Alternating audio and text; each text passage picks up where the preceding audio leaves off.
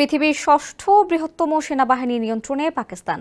পারমাণবিক অস্ত্রের ভান্ডার রয়েছে তাদের, যারা প্রতিনিধিত্ব করে ২৪ কোটিরও বেশি মানুষের।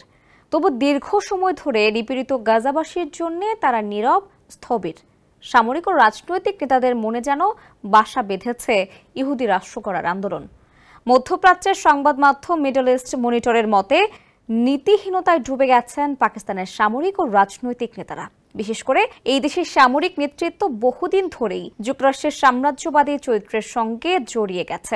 কারণ মার্কিন সামরিক প্রশিক্ষণ কেন্দ্রে হাতেখড়ি হয় পাক সেনাদের, যেখানে যুদ্ধের কৌশলের পাশাপাশি শেখানো হয় কিভাবে যুক্তরাষ্ট্রের প্রতি অনুগত আর ইসরায়েলের প্রতি নমনীয় থাকতে হয়। যেমন পাকিস্তানের বর্তমান সেনাপ্রধান ফিল্ড মার্শাল আসিম মুনিরের সবচেয়ে উল্লেখযোগ্য পররাষ্ট্রনীতির পদক্ষেপ ছিল ডোনাল্ড ট্রাম্পকে শান্তিতে নোবেল পুরস্কারের জন্য মনোনীত করা। ফলে ফিলিস্তিন বা যে কোনো নিপীড়িত জনগোষ্ঠীর চেয়েও বেশি গুরুত্বপূর্ণ IMF এর ঋণ প্যাকেজ আর পেন্টাগনের প্রশংসা করা। মিডল ইস্ট মনিটর মনে করে, যতদিন না পাকিস্তানের সেনাবাহিনী ঔপনিবেশিক আনুগত্য ঝেড়ে ফেলবে বা নিপীড়িতদের বিরুদ্ধে দাঁড়াবে, ততদিন এই বাহিনীর chief of army staff, field marshal, strategic command সবই কাপুরুষতার পদবিতে পরিণত হবে।